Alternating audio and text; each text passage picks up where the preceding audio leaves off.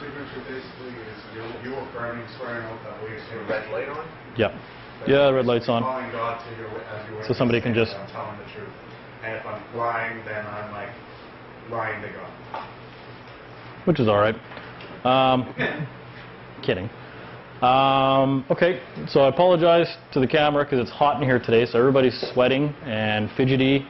It's about, what, 34, 35 degrees out today, and we got the doors open, and yeah, it's crazy hot in here. So I'm going to start every lesson with the same diagram because there's one new person tonight, and everybody else that's here has only either seen it once or twice, and whether or not they really understand what's going on yet is still debatable. So we start off with the standard. We all know that we were born. We all know that we're a man, lowercase M-A-N.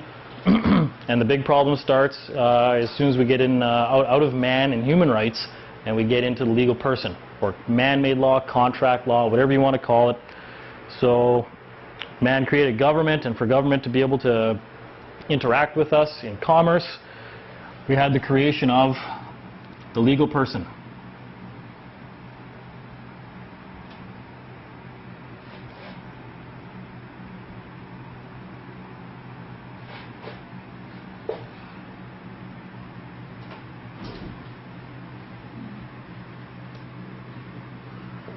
Again, I don't mind using my name. I'm not afraid of the government.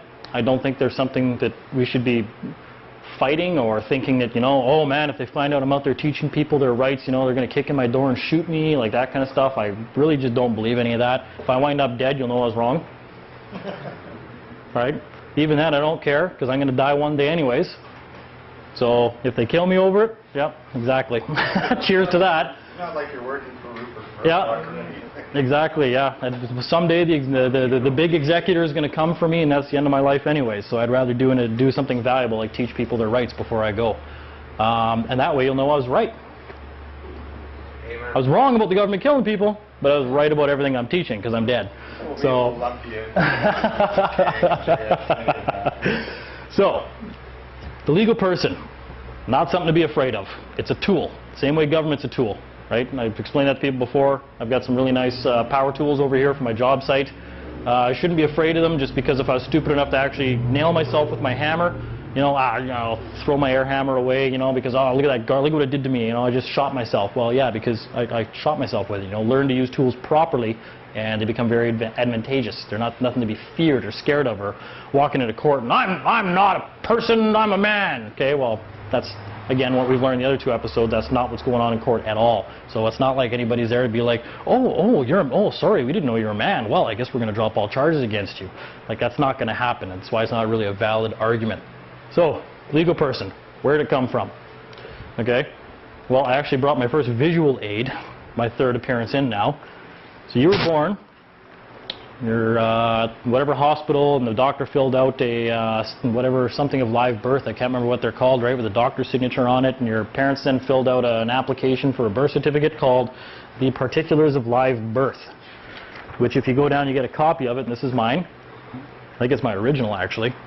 No, I do have the original. This is a secondary one. Either way, first thing, it's on legal paper, right? So we know it's an actual legal document. This is a legal-sized document. It's from Vital Stats, Particulars of Live Birth, yada, yada, yada, yada, the whole 9 yards, right? So you get one of these. Actually, you don't get one of these. You send one of these into the government, and what you get back out is the birth certificate. And the birth certificate has the name of the legal person on it. So the only thing we're going to be addressing then in all of our lectures is we don't get into human rights and all that kind of stuff because we know what human rights are. We all know what we have the right to do. We have the right to do anything we want. Anything, as long as we don't, and what's the 3-word sentence on that? Do no harm. Do no harm. It's 3 letters. Sorry, it's 3 words. It's like 7 letters. It's the most simple law on the planet, and that's your human right. Do anything you want. Just do no harm. Until you do harm, you're free to do whatever you want. So there's your human rights course right there. It's done. Everyone graduated. Very simple. So legal person, what is it? Well, obviously something happened because your parents filled out a form and sent it to the government. So that means we have a 2-party contract now that created something.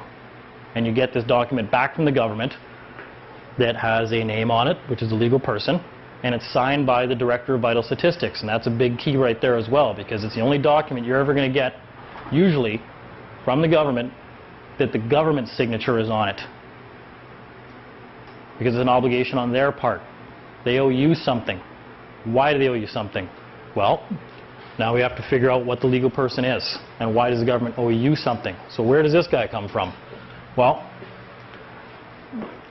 I explained it once in trust law, and we'll go through it once in trust law and then convert everything again to corporate law so the terms are easier to understand. So if your parents, and we'll switch the triangle around this time now, so it's a little easier so we can start concentrating on public and private. So I'm going to invert the triangle from where it was last time. Right? And we're going to start up here with your parents came and basically were the grantor of an estate. You know what? I'm going to write that bigger just because I noticed in the last two films it's hard to read my writing at times. So grantor, which means that your birthright is your share of the commonwealth of this nation. It has value. You can't get a check and just be bought out. It has value, but only when it's part of the collective, right? And the government is what represents the collective whole of all the trusts when they're put together, and all the value of the commonwealth. And they're there really to kind of protect your estate. Otherwise, somebody with more guns than you would come along with 6 of his buddies and just rob you for everything you're worth. So it's actually a good thing.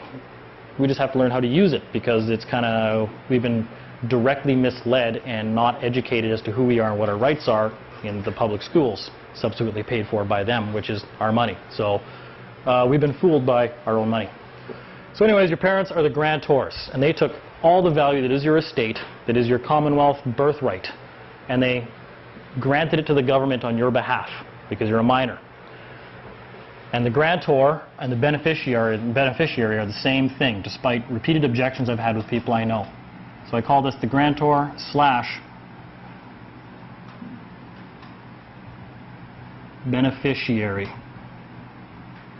Okay, it's a little messy. So they're the grantor and the beneficiary of something. And then,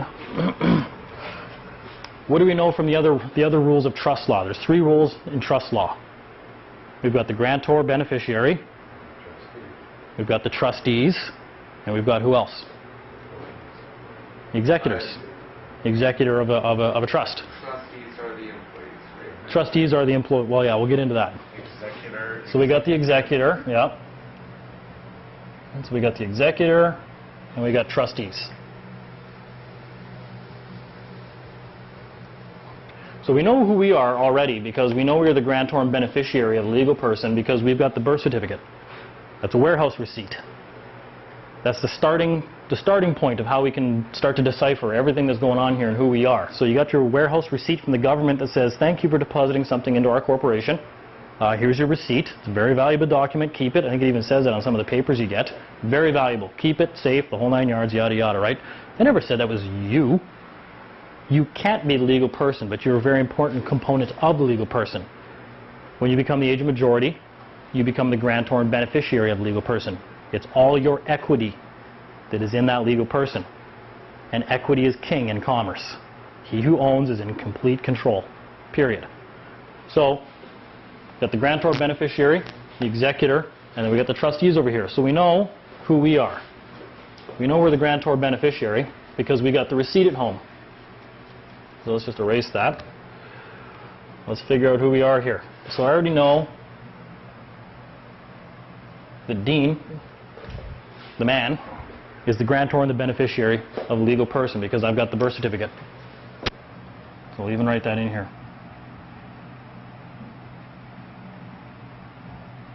Birth certificate. And we can get into all this, but I like to switch it up to corporate law to help everybody understand, even right at this point already. Because once you understand the roles that are being played here, and everyone knows this from last time, if Dean, the guy with the birth certificate, who is also the grantor and beneficiary, that's the key role. Beneficiary. That's the key role in everything that's going on here. Because now we're going to switch everything to corporate law right away. Because that's essentially what this is, even though it's an express trust, for lack of a better word. It really is. but it's all based on corporate law, which is, corporate law is just trust law. It's a branch of trust law.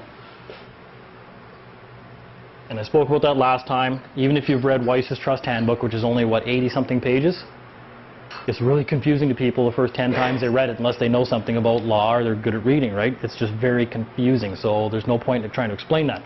But everybody understands corporations. So let's just pretend he's a corporation, which he is. He's a form of a corporation. Now,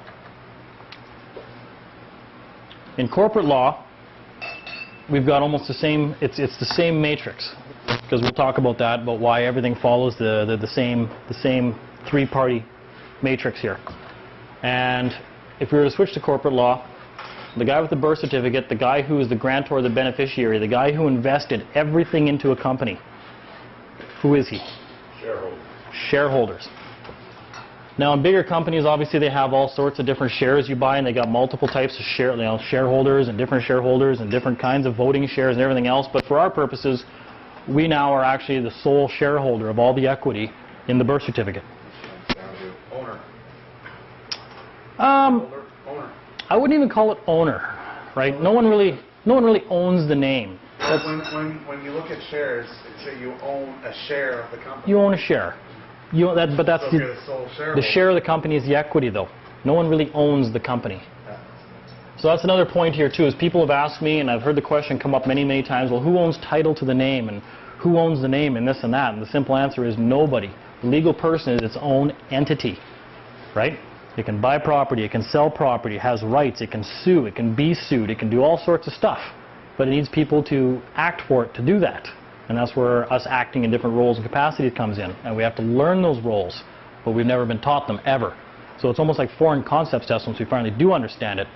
That's why I sometimes like to ask people, you know, like, do you want me to go back over something? Because I do understand it, and I realize a lot of people don't at first. So it's it's hard to really understand what level people are at sometimes. So we're just going to keep going over this model every time we teach one of these lessons first. So now we know Dean, the man. Again, I'm going to write that bigger because I promised I would. Dean. Dean is the sole shareholder of the legal person or the corporation. He's the sole shareholder. He's the only one that owns equity in the legal person. But no one else does. It was my share of the Commonwealth that went into the creation of this as a contract with the government. Look at the word soul. Well, yeah. Good point. I like that.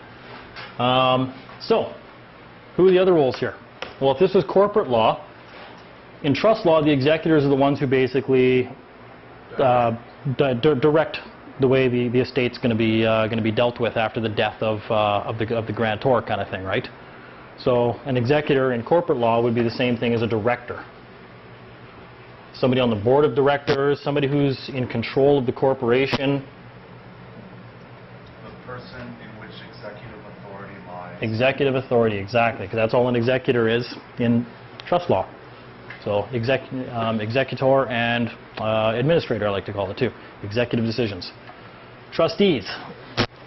Well, we've only got one part left in a corporation here. We got the investors and shareholders. We've got the directors, and then we've got the employees of a corporation. So we can even leave trustee there and just write employees below it.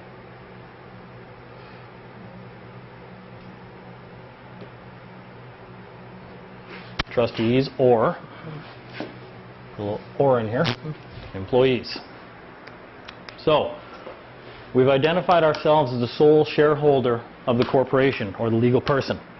It's ours. We own all the equity. No one else has claim to our share of the Commonwealth. Whatever that might be, it's ours, even though it's part of the collective, the greater good of Canada. So, how do we know who a director is then? Shareholder appoints. Shareholder appoints directors. Shareholders owns everything. They want to appoint somebody to make sure that corporations being run properly in corporate law. So the shareholders get together, they have little shareholders meetings. Usually most corporations, all the shares are owned by the director of a corporation, right? I don't know. At least most of them. At least most of them, whichever, yeah. So either way, they get together, they have shareholder meetings, and shareholders are the only ones that can get together and appoint or remove directors based on performance. Like, we don't like the way that what